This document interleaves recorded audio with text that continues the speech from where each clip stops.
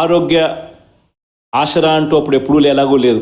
కేవలం ఖర్చు చేసింది ఆరోగ్యశ్రీకి 5,171 కోట్లు. అంటే సంవత్సరానికి 1,034 కోట్లు కూడా ఖర్చు చేయని పరిస్థితి గతంలో.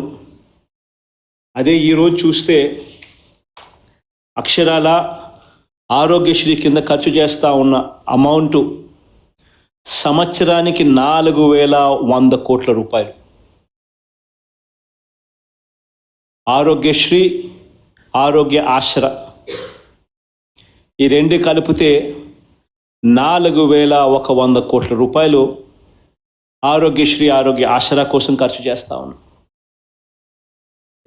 ఒకసారి గమనించినట్లయితే అప్పట్లో ఆరోగ్యశ్రీ కానీ, 104 కానీ, 108 కానీ ఇటువంటి సేవలన్నిటికీ కలిపి కూడా గతంలో ఖర్చు చేసింది ఎంత అని చూస్తే 5 సంవత్సరాలలో కేవలం 5,900 కోట్ల రూపాయలు ఖర్చు అవుతా ఉంటే, మనం ప్రతి సంవత్సరము కూడా ఈ ఆరోగ్యశ్రీ సేవలను మెరుగుపరుస్తూ ఇప్పటికే 14,439 కోట్ల రూపాయలు ఖర్చు చేశాం. ఇది సంవత్సరానికి 4,400 కోట్ల రూపాయలు. 104, 108 కూడా కలుపుకుంటే ఆరోగ్యశ్రీ, ఆరోగ్య ఆసరాకు 4,100కు, 104, 108 కూడా కలుపుకుంటే 4,400 కోట్ల రూపాయలు సంవత్సరానికి కేవలం పేదవాడి కోసం. పేదవాడు అప్పుల పాలయ్యే పరిస్థితి రాకూడదు, వైద్యం కోసం ఏ పేదవాడు ఇబ్బంది పడే పరిస్థితి రాకూడదు అన్న తాపత్రయంతో అడుగులు పడ్డాయి. ఈరోజు గతంలో ఆరోగ్యశ్రీ సేవలు అందుకుంటా ఉన్న వాళ్ళు, సరే ఆరోగ్యశ్రీ హాస్పిటల్స్ తక్కువే, అందులో సేవలు అందుకుంటా ఉన్న వాళ్ళు కూడా చూస్తే గతంలో 5 సంవత్సరాలు కలిపి 22,32,000 మందికి మాత్రమే ఆరోగ్యశ్రీ సేవలు అందిన పరిస్థితులు ఉంటే, ఈరోజు ఈ 4.5 సంవత్సర కాలంలోనే ఆరోగ్యశ్రీ సేవలు అక్షరాల 53 లక్షల మందికి ఈరోజు ఆరోగ్యశ్రీ సేవలు అందుబాటులోకి రాగలిగాయి. నిజంగా ఆశ్చర్యం కలిగించే విషయాలు. ఆరోగ్య ఆసరా గురించే గమనించినట్లయితే, ఆరోగ్య ఆసరా పేదవాడికి వైద్యం చేయించడమే కాకుండా, పేదవాడు వైద్యం అయిపోయిన తర్వాత డాక్టర్లు ఇన్ని రోజుల పాటు పేదవాడు రెస్ట్ తీసుకోవాలి అని చెబితే, ఆ రెస్ట్ తీసుకునే సమయంలో ఆ పేదవాడు ఇబ్బంది పడకూడదు అనే ఉద్దేశంతో ఆ పేదవాడికి ఆ డాక్టర్లు ఇన్ని రోజుల పాటు రెస్ట్ తీసుకోవాలని సలహా ఇస్తే, అన్ని రోజుల పాటు నెలకు 5,000 రూపాయలు చొప్పున, 2 నెలలు అయితే 10,000 రూపాయలు ఆ పేదవాడి చేతుల్లో పెట్టి ఇంటికి పంపించే కార్యక్రమం జరుగుతూ ఉంది ఈరోజు ఆరోగ్య ఆసరా ద్వారా.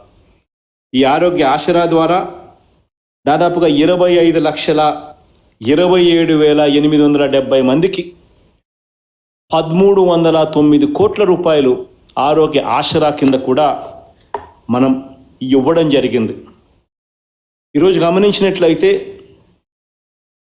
ఆరోగ్యశ్రీ కింద గతంలో ఎవరికైనా క్యాన్సర్ గాన ఇటువంటి భయానకమైన రోగం ఏదైనా వస్తే కేవలం 5 లక్షలు దాటితే ఇచ్చేది లేదు, 5 లక్షల రూపాయలు మాత్రమే అని కన్ఫైన్ చేసిన పరిస్థితుల్లో కీమోథెరపీ లాంటిది స్టార్ట్ చేసినా కూడా కేవలం 2 డోసులకే 3 డోసులకే 5 లక్షలు అయిపోయింది, ఇక మేము వైద్యం చేయలేము, ఆరోగ్యశ్రీ అయిపోయింది అని వెనక్కి పంపించే పరిస్థితిలో కేవలం చేశామంటే చేశామన్నట్టుగా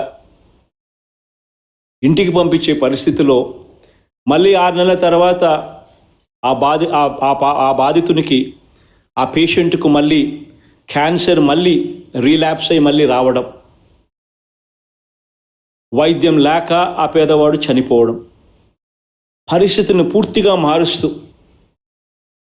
మనందరి ప్రభుత్వం అధికారంలోకి వచ్చిన తర్వాత క్యాన్సర్కి ఎంత డబ్బులు ఖర్చైనా పర్వాలేదు, అన్లిమిటెడ్గా పూర్తిగా వైద్యం అందించే కార్యక్రమానికి శ్రీకారం చుట్టాం.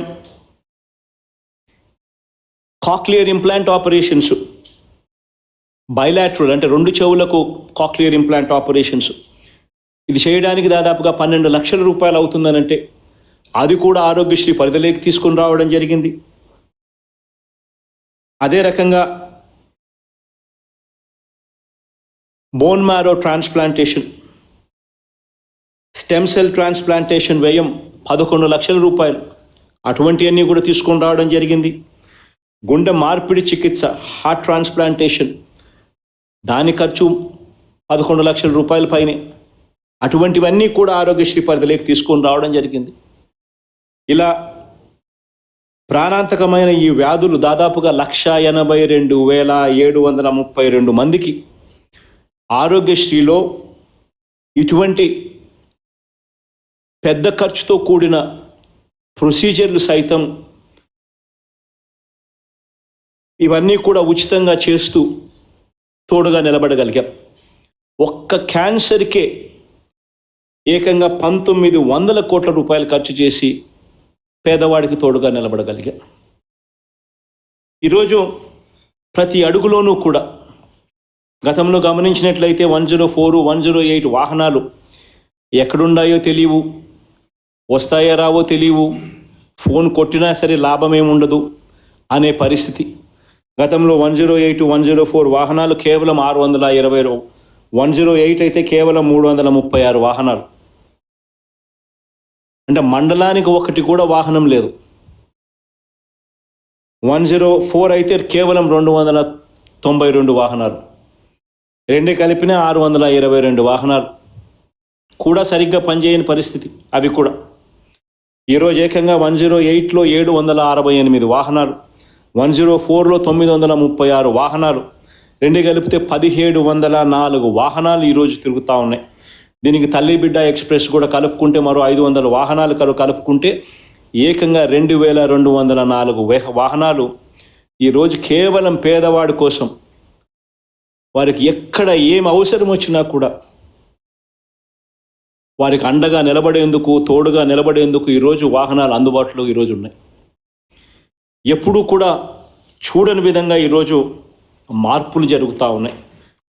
ఈరోజు ఒకసారి గమనించినట్టే అయితే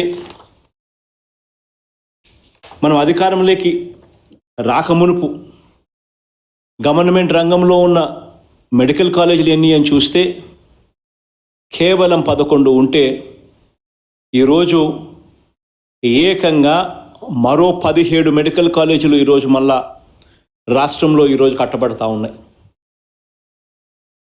అంటే మొత్తంగా 28 మెడికల్ కాలేజీలు ఈరోజు రాష్ట్రంలో గవర్నమెంట్ కాలేజీలు అందుబాటులోకి వస్తున్నాయి. ప్రతి పార్లమెంటు పరిధిని, అంటే ప్రతి పార్లమెంటును ఒక జిల్లాగా చేశాం. ఆ ప్రతి జిల్లా పరిధిలోనూ